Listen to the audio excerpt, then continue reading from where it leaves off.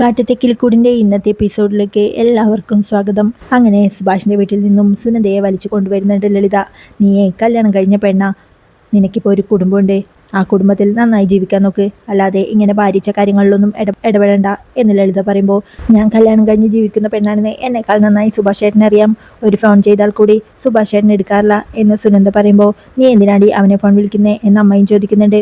അതിലെന്താ തെറ്റ്, അവരെനിക്ക് അന്യരൊന്നും അല്ലല്ലോ എന്ന് സുനന്ദ പറയുമ്പോൾ, ഏയ് ഇത് ശരിയല്ല കേട്ടോ, കല്യാണം കഴിഞ്ഞ് വേറൊരുത്തൻ്റെ കൂടെ ജീവിക്കുമ്പോൾ ഇവളെന്തിനാ പിന്നെ സുഭാഷിനെ വിളിക്കുന്നേ, ഇതെങ്ങാനും ഇവളുടെ ഭർത്താവ് പറഞ്ഞാൽ എന്താവും അവസ്ഥ, ചോദിക്കവളോട് എന്ന് ഗംഗാധരമാവനും പറയുന്നുണ്ട്. എന്താടി അമ്മാവൻ പറഞ്ഞത് കേട്ടില്ലേ എന്ന് ലളിത ചോദിക്കുമ്പോഴേക്കും, ദേ അമ്മേ, എന്നെ ഇനി തല്ലാനൊന്നും നിൽക്കരുത്, ഞാൻ കല്യാണം കഴിഞ്ഞ പെണ്ണ, ഇനി അതുമായി ബന്ധപ്പെട്ട എന്ത് കാര്യമുണ്ടെങ്കിലും അശ്വിൻ എന്നോട് ചോദിച്ചോളും, ഞാൻ അശ്വിനോട് ഉത്തരം പറഞ്ഞോളാം എന്ന് സുനന്ദയും പറയുന്നുണ്ട്. പിന്നെ ഒരു കാര്യം അറിഞ്ഞോളൂ, എല്ലാവരും നിങ്ങളെപ്പോലെ കൊനിഷ്ഠ മനസ്സുള്ളവരൊന്നല്ല, ഞാൻ സുഭാഷ് ചേട്ടനെ ഒന്ന് വിളിച്ച് സംസാരിച്ചു എന്ന് വെച്ചാൽ ആകാശമൊന്നും ഇടിഞ്ഞു വീഴില്ല എന്ന് അശ്വിൻ അറിയാം. അപ്പോഴേക്കും അശ്വിൻ്റെ കാർ മുറ്റത്തെത്തുന്നുണ്ട്. ദേ അവനെത്തിയെന്ന് തോന്നുന്നു എന്ന് ഗംഗാധരമാമൻ പറയുമ്പോൾ, പോയി ചായ ഉണ്ടാക്കടി എന്ന് പറഞ്ഞ് സുനന്ദയെ അടുക്കളയിലേക്ക് പറഞ്ഞു വിടുന്നുണ്ട് ലളിത. ഗംഗാധരമാമനും മുറ്റത്തേക്ക് ഇറങ്ങിച്ചെന്ന് വാമോനെ എന്ന് പറഞ്ഞ് അശ്വിനെ കൈയും പിടിച്ച് അകത്തേക്ക് കൊണ്ടുവരുന്നുണ്ട്. അവിടെ വീട്ടിൽ ഹാളിലിരിക്കുന്ന എല്ലാവർക്കും ചായ കൊണ്ട് കൊടുക്കുകയാണ് സുഭാഷ് ചേട്ടൻ എല്ലാവരോടായി പറയുന്നുണ്ട്, എടാ ഒരു കാര്യം ഇനി ശ്രദ്ധിക്കണം, നിധിയെ ഇനി എങ്ങോട്ട് തനിയെ വിടരുത്, നമ്മളെല്ലാവരും ഒരാൾ എപ്പോഴും കൂടെ വേണം, അത് ഓഫീസിൽ പോകുമ്പോഴാണെങ്കിലും അവൾ തനിയായതുകൊണ്ടാണ് ഇങ്ങനെയൊക്കെ സംഭവിച്ചത്, അതുകൊണ്ട് ഓഫീസിൽ നിന്ന് അവൾ ലേറ്റായാണ് വരുന്നതെങ്കിലും നമ്മൾ ആരെങ്കിലും പോയി കൂട്ടിക്കൊണ്ട് വരണം എന്ന് സുഭാഷ് ചേട്ടൻ പറയുമ്പോൾ, എന്തിന് എന്ന് നിധിയും ചോദിക്കുന്നുണ്ട്. ഇന്ന് സംഭവിച്ചത് കണ്ടില്ലേ മോളെ, അവരിതുകൊണ്ടൊന്നും അടങ്ങാൻ പോകുന്നില്ല, അവരിനിയും ഇതുപോലെ പറയും, അതുകൊണ്ട് ആളുകളുടെ വായ അടക്കി വെക്കാനൊന്നും നമുക്ക് പറ്റില്ലല്ലോ, നമുക്കിത്തിരി സൂക്ഷിച്ച് നടക്കാലോ മോളെ, സേഫായിട്ട് മോള് പോയിട്ട് വരണം, അത് മാത്രമേ നമുക്ക് വേണ്ടൂ എന്ന് സുഭാഷ് ചേട്ടൻ പറയുമ്പോഴേക്കും, സുഭാഷ് ചേട്ടൻ എന്തൊക്കെയായി പറയുന്നത്, ബാരിക്കേഡ് പോലെ ഒരാളെപ്പോഴും കൂടെ നടന്ന പ്രശ്നങ്ങളെല്ലാം തീരുമെന്നാണോ കരുതുന്നേ, അവരുടെ കളിയാക്കൽ വീണ്ടും കൂടും, പിന്നെ നിധി എന്താ ആഗ്രഹിച്ചേ, ഒറ്റയ്ക്ക് ജീവിക്കണം, ഇൻഡിപെൻഡൻ്റ് ആവണം, അങ്ങനെയൊക്കെ ആഗ്രഹിച്ചൊരു കുട്ടിയെ പൊത്തി പിടിച്ചുകൊണ്ട് നടക്കുന്നത് ശരിയാണോ സുഭാഷ് ചേട്ടാ, നാട്ടിലേതെങ്കിലും ഒരുത്തൻ എന്തെങ്കിലും പറഞ്ഞെന്ന് വെച്ച് നമുക്ക് നിധിയുടെ ആഗ്രഹങ്ങളൊക്കെ കണ്ടില്ല എന്ന് നടിക്കാൻ പറ്റുമോ സുഭാഷ് ചേട്ടാ എന്നവൻ പറയുമ്പോൾ, നീ പറഞ്ഞതൊക്കെ ശരിയാ, എന്നാലും കുറച്ച് നാളേക്കെങ്കിലും എന്ന് സുഭാഷ് ചേട്ടൻ പറയുമ്പോൾ, അതാ ഞാൻ പറഞ്ഞത് വേണ്ടാന്ന്, നമ്മളിൽ ഒരാൾ എപ്പോഴും അകമ്പടി പോലെ പോയാൽ അപ്പോഴല്ലേ എല്ലാവരും കരുതാ അവർ പറഞ്ഞതാ ശരിയെന്ന്, അങ്ങനെ അല്ലാതായാലേ നമ്മളെ അതൊന്നും ബാധിച്ചില്ലെന്ന് അവർക്ക് മനസ്സിലാവൂ എന്ന് സുഭാഷ് ചേട്ടനോടായി പറഞ്ഞുകൊണ്ട്, നിധി നാളെ മുതൽ നീ പോകുന്ന വഴിക്ക് അവനുണ്ടെങ്കിൽ അവൻ്റെ കണ്ണിലേക്കൊന്ന് തറപ്പിച്ച് നോക്കിയിട്ട് നടന്നു പോയിക്കൊള്ളണം, ഇനി അതിലും കൂടുതൽ അവൻ എന്തെങ്കിലും പറഞ്ഞാൽ എന്താ വേണ്ടതെന്ന് എനിക്കറിയാം, അവൾ ഒറ്റയ്ക്ക് പോയിട്ട് വരട്ടെ, അവളുടെ ആഗ്രഹത്തിന് നമ്മളാരും എതിരെ നിൽക്കണ്ട എന്ന് സുഭാഷ് ചേട്ടനോടായി പറഞ്ഞുകൊണ്ട്, നിധിക്ക് ഒറ്റയ്ക്ക് പോകാൻ കുഴപ്പമുണ്ടോ എന്ന് സുധീഷ് ചോദിക്കുന്നുണ്ട്. ഏയ് എനിക്കൊറ്റയ്ക്ക് പോകുന്നതാ ഇഷ്ടം എന്ന് നിധിയും പറയുന്നുണ്ട്. അത്രേ ഉള്ളൂ, സിമ്പിൾ എന്ന് അവൻ പറയുമ്പോൾ, അല്ലടാ ഞാൻ പറയുന്നത് എന്താന്ന് വെച്ചാ എന്ന് സുഭാഷ് ചേട്ടൻ പറയുമ്പോഴേക്കും, സുധീഷ് ചേട്ടൻ പറഞ്ഞതാ ശരി സുഭാഷ് ചേട്ടാ എന്ന് ഹരീഷും പറയുന്നുണ്ട്.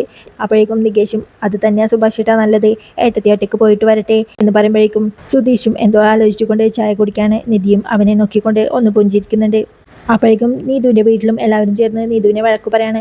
ചന്ദ്രനും നീതുവിൻ്റെ അടുത്തേക്ക് ചെന്ന്, മോളെ നീ ഇങ്ങനെ എല്ലാവരുടെയും മുന്നിൽ വിളിച്ച് പോലീസിന് ഇട്ടുകൊടുക്കുമെന്ന് ഞങ്ങളാരും കരുതിയില്ല എന്ന് പറയുമ്പോൾ, അവളോട് ഇങ്ങനെയൊന്നല്ല പറയണ്ടേ, ആദ്യം തന്നെ 2 എണ്ണം പൊട്ടിച്ചിട്ട് പറ എന്ന് അഖിലും പറയുന്നുണ്ട്. അപ്പോഴേക്കും അവളുടെ അമ്മയും ഒരു പാത്രം എടുത്ത് നിലത്തേക്ക് ഇടുന്നുണ്ട്. ചന്ദ്രൻ അങ്ങോട്ട് ചെന്ന്, സീതേ നീ ഇങ്ങനെ ബി പി കൂട്ടല്ലേ എന്ന് പറയുമ്പോൾ, ബി പി കൂടട്ടെ, ഞാൻ ബി പി കൂടി ചത്തു പോകട്ടെ, ഇവക്ക് നമ്മൾ എന്തെല്ലാം ചെയ്തു കൊടുത്തു, അവൾ പറഞ്ഞ കാര്യങ്ങളൊക്കെ നമ്മൾ ചെയ്തു കൊടുക്കാറില്ലേ, ഫോണ്, ഡ്രസ്സ്, മേക്കപ്പ് സാധനങ്ങൾ, ഇതൊക്കെ നമ്മുടെ കയ്യിൽ ഒരുപാട് കാശുണ്ടായിട്ട് ചെയ്യുന്നതാണോ, അവളുടെ ആഗ്രഹം നടക്കട്ടെ എന്ന് കരുതി ചെയ്യുന്നതല്ലേ, എന്നിട്ട് അവൾക്കിപ്പോൾ നാട് നീളെ പെണ്ണും കെട്ടി നടക്കുന്ന ആ ലോറിക്കാരൻ്റെ മോനെ വേണത്രേ, അവന് വേണ്ടിയല്ലേ നീ ഞങ്ങളെ നാണം കെടുത്തിയത് എന്നും പറഞ്ഞ് അമ്മ നീതുവിനെ തല്ലുന്നുണ്ട്.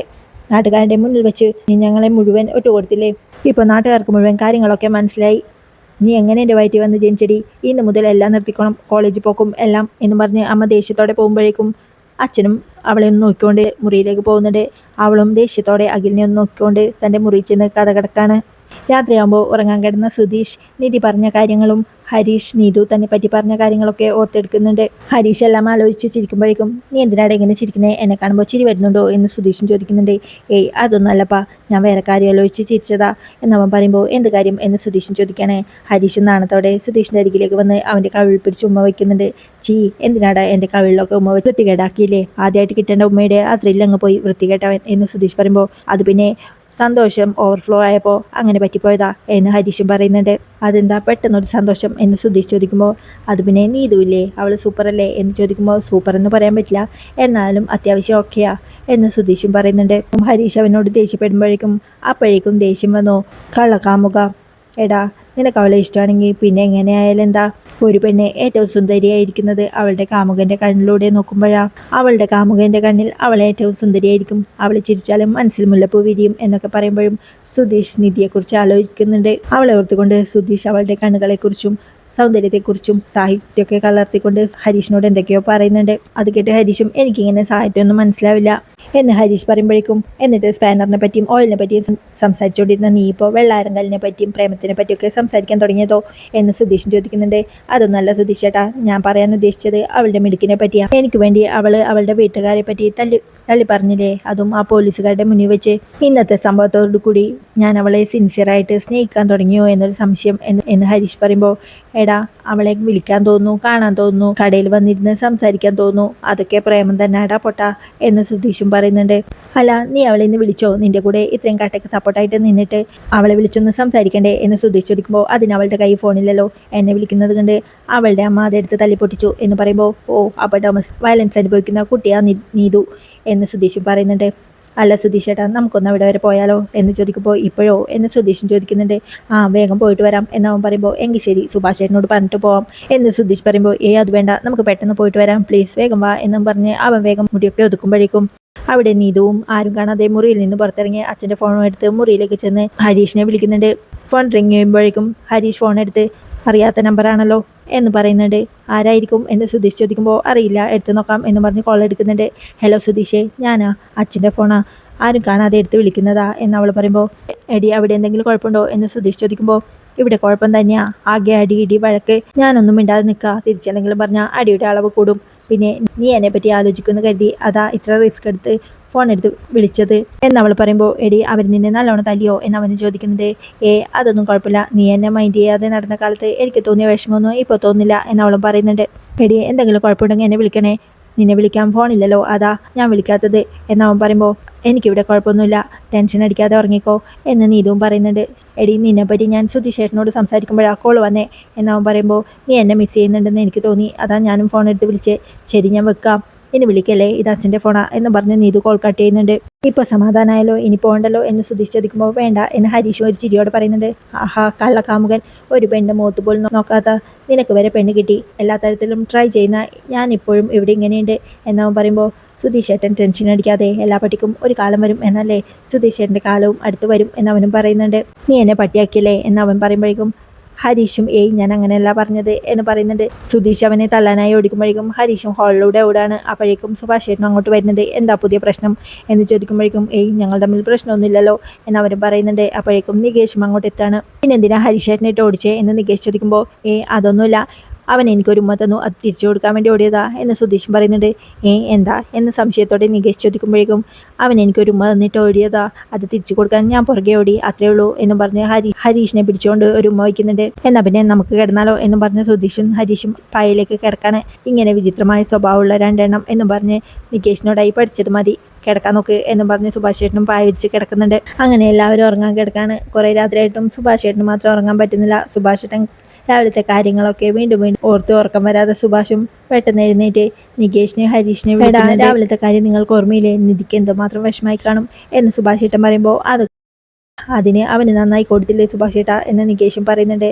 അതല്ലടാ, അവൻ രാവിലെ പറഞ്ഞത് നമ്മൾ കേട്ടില്ലേ, ഒറ്റയ്ക്ക് നിന്നപ്പോൾ നിധി എന്തുമാത്രം വിഷമിച്ച് കാണും എന്ന് സുഭാഷ് ചേട്ടൻ പറയുമ്പോൾ, നീതുവായി എനിക്ക് അടുപ്പുള്ളത് കൊണ്ടാണ് ഇതൊക്കെ സംഭവിച്ചത് എന്ന് സുഭാഷ് ചേട്ടന് തോന്നുന്നുണ്ടോ, എൻ്റെ ഭാഗത്ത് എന്തെങ്കിലും തെറ്റുണ്ടോ എന്ന് ഹരീഷും ചോദിക്കുന്നുണ്ട്.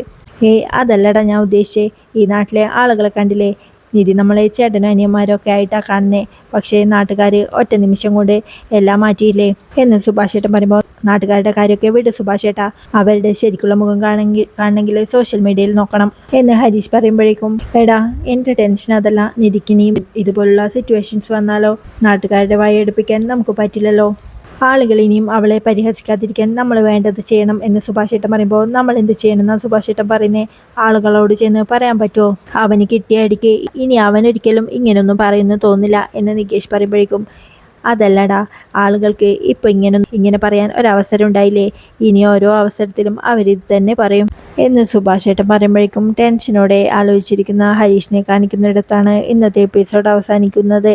ഈ കിളിക്കൂടിൻ്റെ ബാക്കി വിശേഷങ്ങളുമായി വീണ്ടും കാണാം.